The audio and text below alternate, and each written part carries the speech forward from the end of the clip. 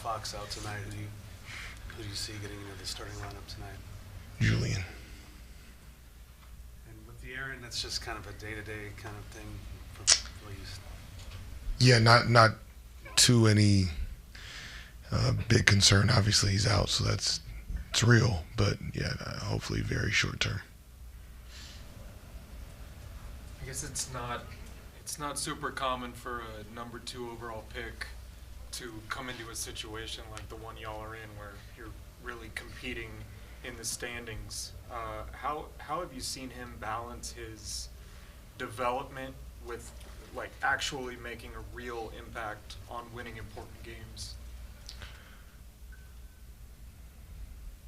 I think it's probably just a testament to his willingness to do what we ask as a coaching staff and what his role calls upon, as well as trying to learn what it takes to be an NBA player. And that's a lot. And so that's a testament to him. He deserves the credit for that, because he's able to make plays based off his talent and skill and acumen, while also not getting lost in game plan execution. And to do that at 19 in some very highly competitive games is a lot to ask, and actually probably unfair to expect. And he's been able to do that. Stefan's 2-point shooting has taken a huge jump. How's he done it? Probably, in my opinion, a combination of development, a lot of time in the gym, efficiency, which would probably then be a smart word for shot selection. And I think he's probably on the floor with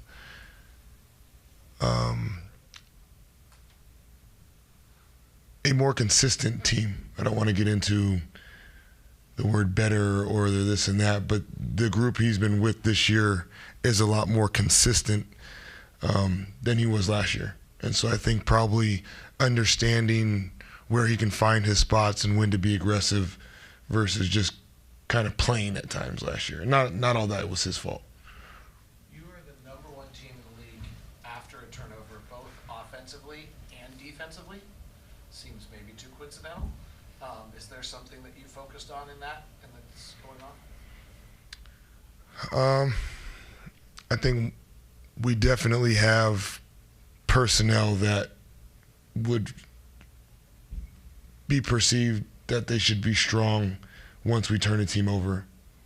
So that goes into that for sure. And then I think we've worked hard on our transition spacing, something that we haven't been great at times in the last recent years, where we would get a turnover or have an advantage and not capitalize as often as we should. And some of that is decision making, some of that is running principles and spacing and how important that is, which doesn't always feel like it when you're moving in transition. And then, once you turn the ball over, I think that's probably as much of a transition defense on to the next play, effort, competitiveness, and then the maturity to not let that play that may have been a mistake or a negative outcome for your team or even individually affect your effort to try to get it back. Going back to Julian, is there something about his skill set or his makeup that makes it easier for him to toggle back and forth between bench and starting lineup as needed? Yeah, it's easier because he's done it, right? Because it's not easy. So that's what's really hard, is jumping from starting to bench and back and forth at times. I think he is a versatile piece for us that fits with a lot of lineups. So that is why he has been identified or chosen by me at times to do that. I also think it goes a long way for players to expect if they're going to play, when they're going to play, when do they come out. They are creatures of habit from the morning. A lot of them, they wake up to when they go to bed. And so I think being able to help provide consistency where you can, because we control so little.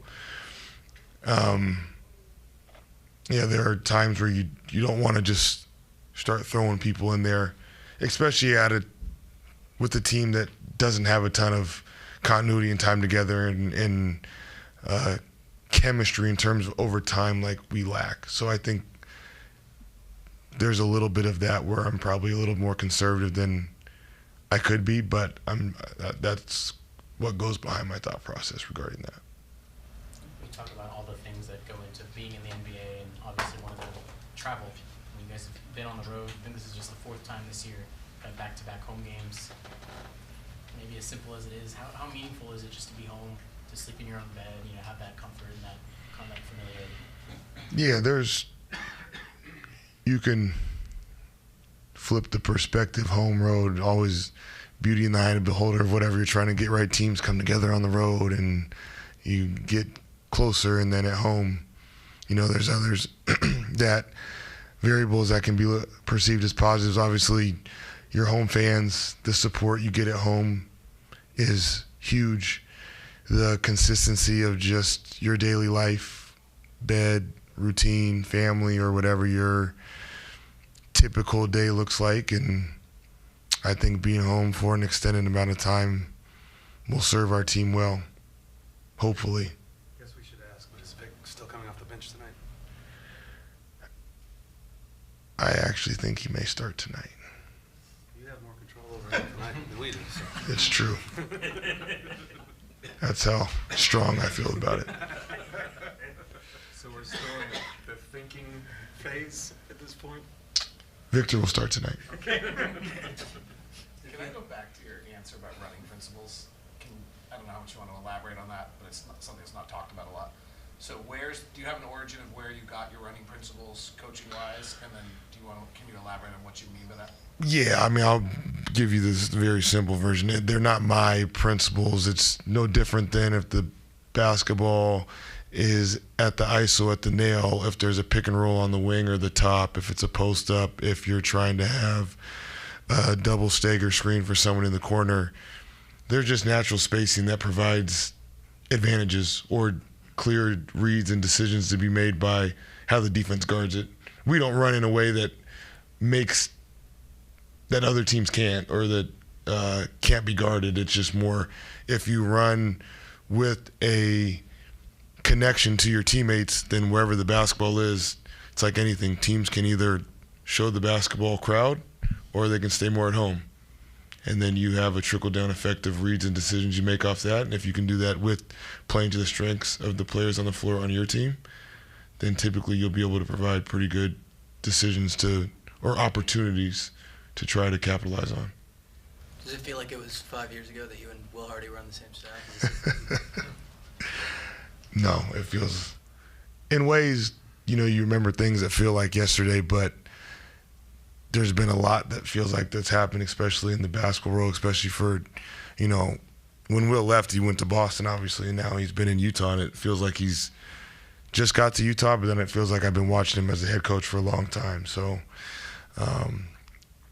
Will was one of the main individuals when I first got to Austin because he was, one of the biggest leads in our player development at the time for the organization. And then when I transitioned from Austin to San Antonio, that supported me, gave me guidance, gave me direction, gave me feedback,